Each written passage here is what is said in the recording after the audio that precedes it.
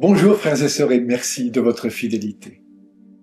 Nous arrivons à la fin de l'évangile selon saint Jean et nous retrouvons nos deux amis, ceux-là même qui avaient couru vers le tombeau vide de Jésus, vous vous souvenez. La question est maintenant de marcher à la suite du ressuscité, du vivant. Pierre marchera jusqu'au martyre. Quant à Jean, le disciple qui, pendant le dernier repas de Jésus, s'était penché sur la poitrine de Jésus, la fin de l'évangile nous laisse entendre qu'il a accompli sa mission de suivre Jésus dans la rédaction de son évangile. Voyez-vous, il y a 1001 manières de suivre Jésus et de lui rendre témoignage. Pierre conduira l'Église, Jean écrira l'Évangile. Chacun selon son charisme.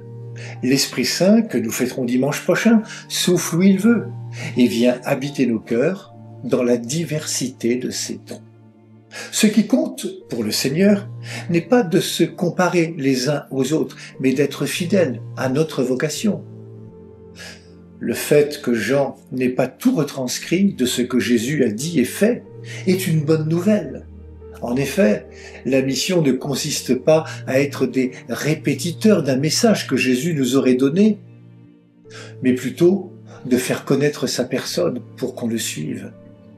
Il ne s'agit pas de propagande, ni de gagner des gens à l'évangile, mais de faire passer l'évangile dans les cœurs des gens. Et cela ne s'écrit pas, et passe par le témoignage de chacune et chacun de nous, riche de notre relation personnelle avec le Christ. Riche de la tradition reçue des apôtres, Jésus invite à regarder devant nous. L'Évangile est toujours au présent, puisqu'il est la parole de Dieu unique, Père, Fils et Esprit Saint, une parole présente au milieu de nous tous les jours jusqu'à la fin des temps. Je vous laisse avec cette parole de saint Jean. En vérité, je vous le dis, celui qui croit en moi fera lui aussi les œuvres que je fais, il en fera même de plus grandes. Vivons et agissons sous la conduite de l'Esprit Saint qui fait avec nous toutes choses nouvelles. Bonne marche vers la Pentecôte, prenez bien soin de vous et des autres.